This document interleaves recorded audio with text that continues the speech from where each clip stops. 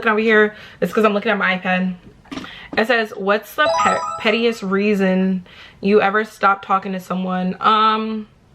Is how a man speaks to me. I don't think that's petty, but to other it may seem, because when I told my homegirl his voice just wasn't deep enough, she was like, Nazaya, what the fuck?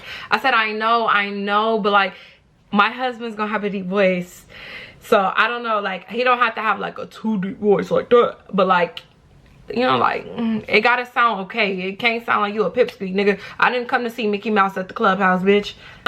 If your ex called right now asking for one last chance, what's your answer and why? It depends what ex. It really does, because like 9 times it's only one ex. If he called back, like to this day, honestly, I keep saying I won't give him a chance because I've grown past that. We ended on pretty good terms. It was bittersweet for me because I was like, I miss my nigga. But honestly, if he hit me up today, like I ain't gonna lie, I'm climbing up. I don't know what this is all about, but I'm going up this mountain to save my marriage. That mountain to go get my family. Yep, I know that sounds crazy, but if it's any other ex, it's a no, because clearly you didn't work out the first time, so you gotta go. But the one ex I was telling you about, I got a story time. I actually have a story time that he was in. Y'all should go watch it. It's called I Was a Homie Hopper. I'm not saying it was, I mean, it was a little bit of clickbait, but part of it was true. I didn't slip nobody in there. Story time though. So yeah, there's that. What's a secret you kept from your parents until you were grown? Let's see. I don't have a dad in my life, so there's that. Like, you know, every day. I'm just joking. Fuck that nigga. Deadbeat ass nigga. And that's why me and my sister jumped his ass at the Piggly Wiggly. Fuck you. Honestly, with my mom, I think the only secret, so she knew I was like bisexual. She knew I was a bisexual queen, like Big Mama, of course. The B stand for something. But she didn't know I had been intimate with the girl until one day when we were talking about like sex or something. It just got brought up, and I like at that point my mom's not gonna be whoop my ass. She's not gonna be able to tell me nothing I don't already know. Like, so yeah, that was that. What's the most toxic thing you ever said during an argument? You know what? My friend Kayla's here. Kayla, say hi to the camera. Hold on. Hey guys. Kayla, I'm gonna ask Kayla what she thinks, because what I'm gonna say, I don't think I said anything. I know I have. I think when a man was trying to convince me that he wasn't cheating on me, like he was telling me like, no, I don't even know the girl, she's fucking ugly. As soon as he said that, I said, who are you trying to convince, me or you? So I don't think that was too toxic. Kayla, have I ever told you a story time about any of men that you felt like I've said something toxic back to? I'm an angel. Well said.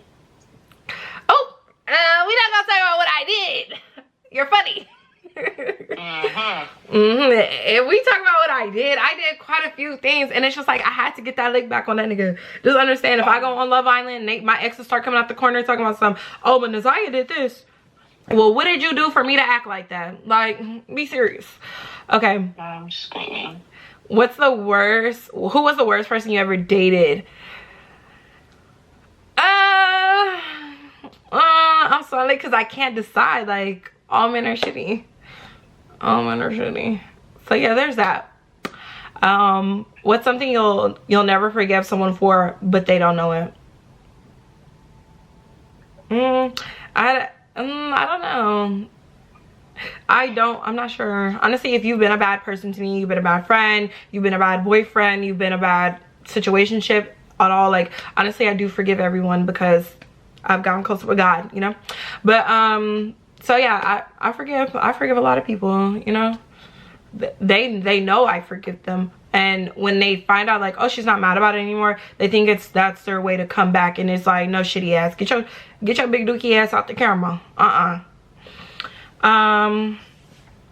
What's the most delusional thing you believed as a kid? I thought supernatural creatures were real. Yep. I thought supernatural creatures were, like, it's just no way to explain it. Like, what's the craziest thing you've done for someone who wasn't even your partner? I can say cook, but that's it, because when it comes to someone who's not my partner, I'm not buying you big balling gifts or nothing. Like, it never gave that. So I guess cook, that's it. But like, I love cooking, so it didn't matter.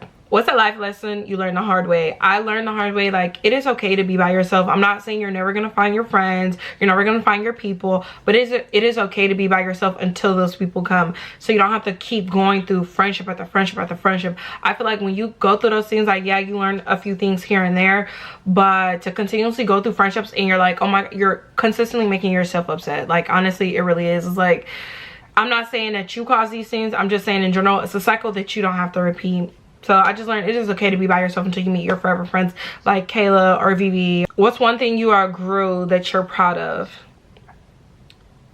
I'm okay, I'm still kind of outgrowing it, but like the idea of being a fat girl, like, I don't know how to explain it. Like, it's kind of weird. Like, if I could tell y'all a story about like how being fat like really hurt me growing up, but like now it's like when somebody call me fat now, it's like, bitch, you wanted all this, you ate my puss on all this. Oh, might be it. Let's, you know what, that's not what y'all asked. Okay, so it's like being a fat girl, like, I'm still kind of outgrowing it. Like, I don't like to wear certain things because I know how it makes my body look. Like, if I don't feel like my body looks acceptable, then I won't wear something or I won't go out. Like, I used to have that really bad and I'm outgrowing that now. So what's something you wish you knew 2 years ago? What was 2 years ago? 2023. The great love bomber.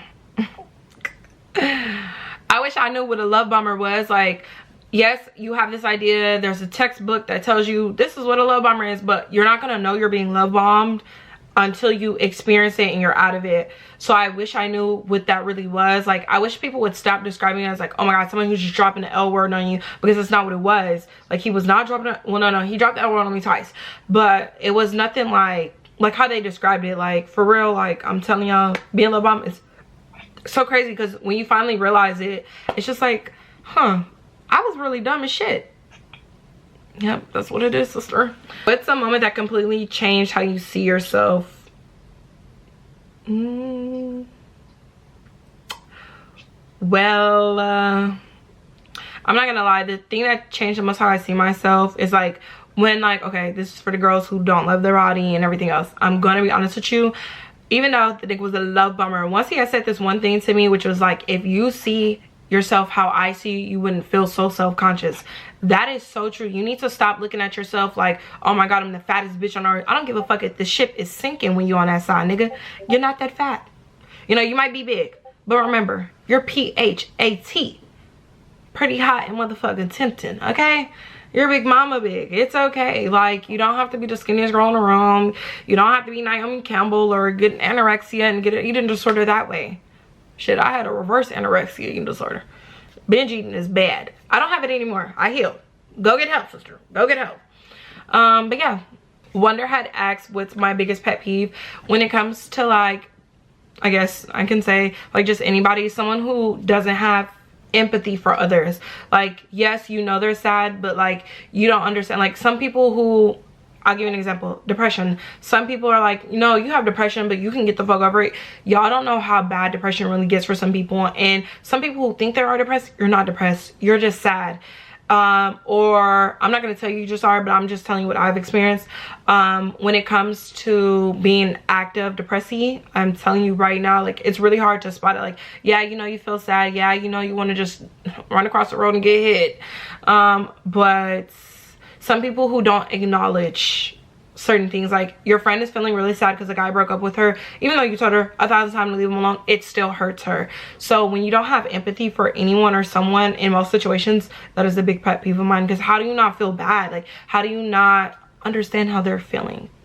What's the wildest thing that you've done that your family can never find out about? All I can say, someone's dad. That's all I can say. All my friends, all my close friends know what I mean by that. Someone's dad. And I can't go into any further detail because Love Island is coming up for me. I promise you.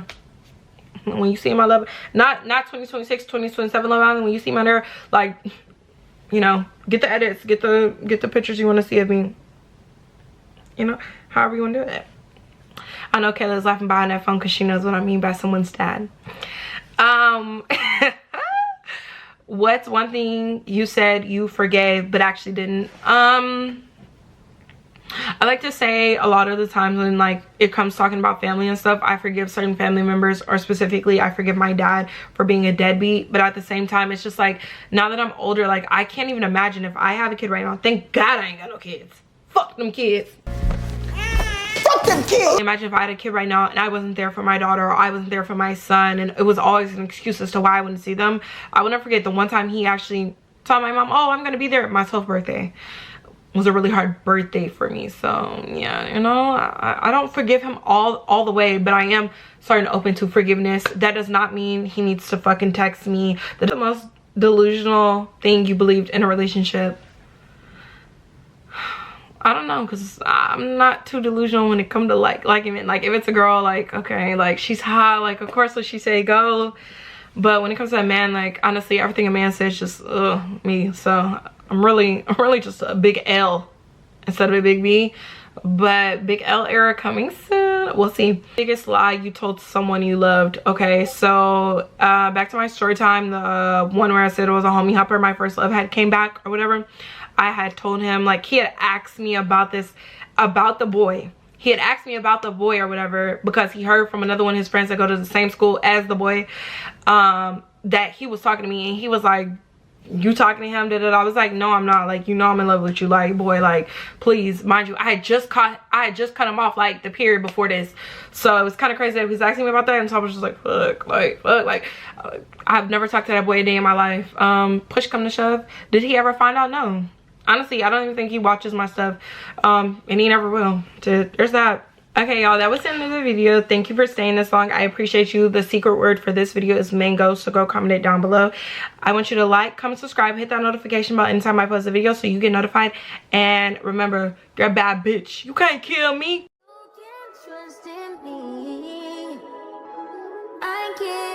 You said I can't trust in you.